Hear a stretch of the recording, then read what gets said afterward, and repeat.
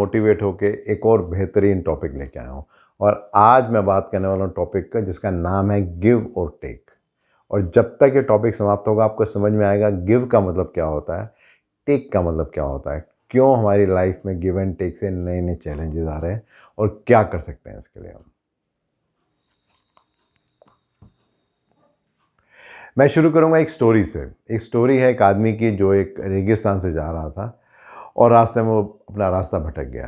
अब वो ढूंढने की कोशिश कर रहा था कि कैसे करके वो बाहर निकले, लेकिन उसे मौका नहीं मिल पा रहा था और जितना भी पानी था वो भी ख़त्म हो गया था और उसे लग रहा था कि अब वो बचने वाला नहीं और मरेगा यहीं पर ही। दूर से कहीं पर ही एक छोटी सी झोपड़ी दिखी। पहले तो उसे लगा कि ऐसे ही कुछ है, लेकिन उसके पास कोई चारा नहीं था। जब वो नज़दीक गया तो एक्चुअली में एक झोपड़ी थी। जब उस झोपड़ी के अंदर गया तो उसने देखा कि वहाँ पे एक पानी का हैंड पंप है। उसको हैरानी हुई कि ऐसा कैसे हो सकता है कि इस रेगिस्तान के अंदर एक हैंड पंप भी हो सकता है। उसने जल्दी से उस हैंड पंप को चलाना शुरू किया कि जल्दी से उसमें पानी निकल के आए, लेकिन उसकी बहुत कोशिश के बाद भी पानी नहीं निकला। वो फिर से हताश हो गया। उसे लगा कि अब तो मैं मर ही जाऊँगा। तो तभी उसका ध्यान एक सामने गया। एक बॉटल रखी थी, उसमें पानी था। उसने जल्दी से बॉटल को खोला और पानी पीने लगा। फिर उसका ध्यान गया उस बॉटल के साथ में एक कागज़ भी लगा था। उसमें कुछ लिखा था। उसमें लिखा था कि इस पानी को इस वाटर पंप के अंदर डाल दो और उसके बाद फिर पानी को चलाना शुरू करो तो पानी बाहर आ जाएगा। और फिर से वो दुविधा में था, क्या करे, पानी को पिए या पानी को हेड पंप पे डाल दें। ऐसा तो नहीं होगा कि जैसे उस पानी को वहाँ डालेगा, पानी अगर बाहर नहीं आया तो फिर तो उसकी मृत्यु निश्चित है। बहुत सोच विचार के उसने सोचा क्यों ना मैं आज ट्राई करूं और उस पानी को उसने उस हैंड पंप में अंदर डाल दिया और उसने जब उसको पंप करना दोबारा शुरू किया तो पानी बाहर आना शुरू हो गया।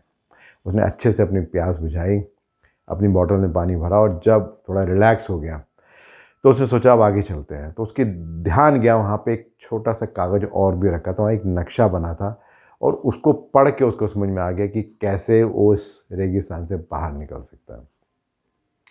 जाते जाते उसने उस कागज़ के अंदर कुछ शब्द और भी ऐड किए और वहाँ पे उसने लिखा कि हाँ ये वाकई काम करता है। अक्सर ऐसा ही होता है हमारी लाइफ में कि हम अक्सर ये सोचते हैं कि मुझे क्या मिल सकता है, या मैं अपने बारे में सोचता हूँ बाकी जो होगा देखा जाएगा। लेकिन बहुत कम लोग होते हैं जो इस बारे में सोचते हैं कि मैं क्या दे सकता हूँ, और उन लोगों को सबसे ज़्यादा हमेशा मिलता है। एक बहुत ही अच्छी बात बोली है, उसमें कहा है कि हम अपनी ज़िंदगी में हर किसी को अहमियत देते हैं क्योंकि जो अच्छे होंगे वो साथ देंगे और जो बुरे होंगे वो सबक देंगे।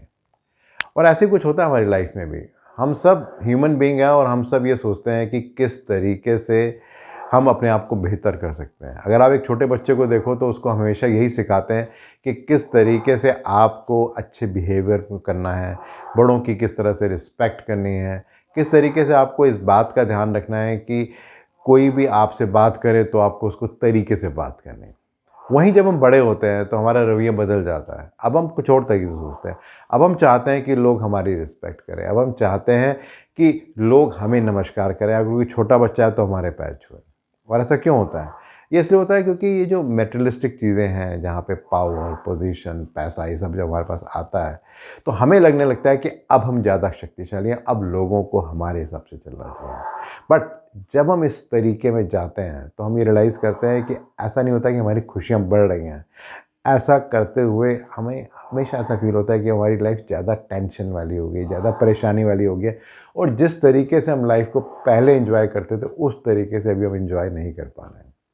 एक बहुत ही अच्छी बात बोली है इस बारे में कि असल सुख तब मिलेगा जब ध्यान बाहर से आ जाए, मन के भीतर होगा।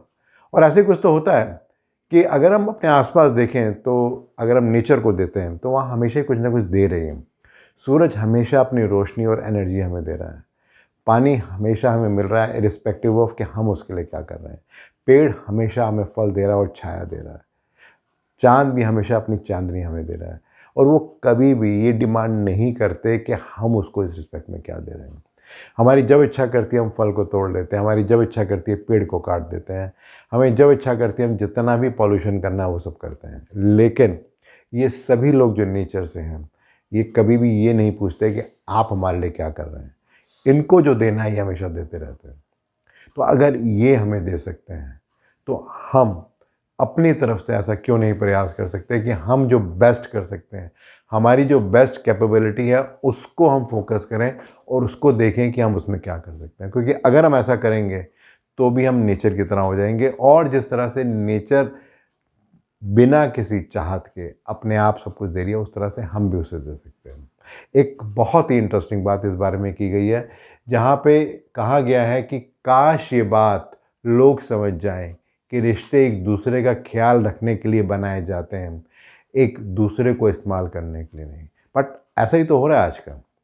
मान के चलिए कोई त्यौहार है, दिवाली है, कुछ हो रहा है, कोई आपके यहाँ मिठाई लेके आता है, तो हम क्या करते हैं, हम देखते हैं कि अच्छा उसने 1 किलो की मिठाई दी है, अच्छा ये 500 रुपये किलो, 1000 रुपये किलो की होगी, तो मुझे भी जो रिटर्न गिफ्ट देना है वो भी 1 किलो का देना है और वो भी इसी पैसे के हिसाब से होना चाहिए।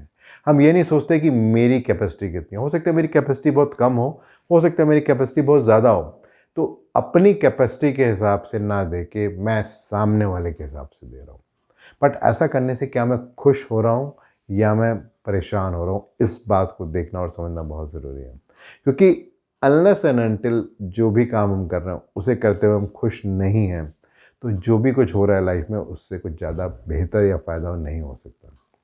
से फॉर एग्ज़ाम्पल जैसे हम वही बात करते हैं नेचर के बारे में कि जो चाँद है, जो सूरज है, पानी है, पेड़ है, वो जब हमें कुछ दे रहे हैं तो हमसे कुछ भी डिमांड नहीं कर रहे हैं, लेकिन हम हमेशा डिमांड करते हैं। और अक्सर ऐसा होता है कि अगर हम सोसाइटी के पर्सपेक्टिव से देखें कि अगर हम ये सोचते हैं कि हमें सिर्फ देना है और लेना नहीं है, तो अक्सर हमें बेवकूफ़ माना जाता है, हमें कमज़ोर माना जाता है, हमें इम्प्रैक्टिकल माना जाता है। लेकिन इस बात को समझना बहुत ज़रूरी है कि जब हम किसी की मदद करते हैं, से फॉर एग्ज़ाम्पल आप सोच के देखिए, आखिरी बार अगर आपने किसी की मदद की थी सड़क पार कराने में, अगर कोई भूखा था और आपने उसको कुछ खाना खिलाया था, उस समय आपको कैसा लगा था? ये वो सब लोग थे जो आपको कभी भी ज़िंदगी में कुछ नहीं दे सकते, लेकिन आप उनके लिए आपने जो कुछ किया था, आपको कितनी खुशी मिली थी, कितनी सैटिस्फैक्शन मिली थी, कितना एक मन में एक धैर्य सा आया था। वहीं आप सोच के देखिए, अगर आपने किसी को डाँटा था, कहीं पे कोई साजिश की थी, कहीं पे किसी को कुछ बुरा बोला था, उस समय आपको कैसा लगा था? क्या आप खुश थे या उसके बाद और ज़्यादा इरिटेट हो गए थे? इसको समझना और देखना बहुत ज़रूरी है, और उससे हम डिसाइड कर सकते हैं कि हमें क्या करना और क्या नहीं करना है। हम सोच सकते हैं कि हम एक फूल की तरह हो सकते हैं जो कभी भी अपनी खुशबू छोड़ता नहीं है। कोई आदमी की अगर शादी हो रही है या किसी की मृत्यु हो गई है, दोनों जगहों पे वो अपनी खुशबू को वैसे ही देता है। वो ऐसा नहीं कहता कि मुझे आप कहाँ इस्तेमाल कर रहे हो। तो हम सोच सकते हैं कि हम क्या है। लास्ट में एक बहुत ही इंटरेस्टिंग कोट मैं आपसे शेयर करूँगा। वो कोट कहता है कि पूरी तरह से वश किया हुआ मन हमसे सबसे अच्छा मित्र होता है, लेकिन ये अनियंत्रित हो जाए तो सबसे बड़ा शत्रु हो जाता है। मैं रोज़ चैलेंज करता हूँ अपने आप को एक बेहतर इंसान बनने के लिए। ये सोचता हूँ कि मुझे क्या करना है, मैं उस पे फ़ोकस करता हूँ रादर देन मुझे क्या मिल रहा है। कई बार सफल होता हूँ, कई बार फिर से मैं सोचता हूँ कि मुझे कुछ नहीं मिल रहा तो मैं क्यों दूँ?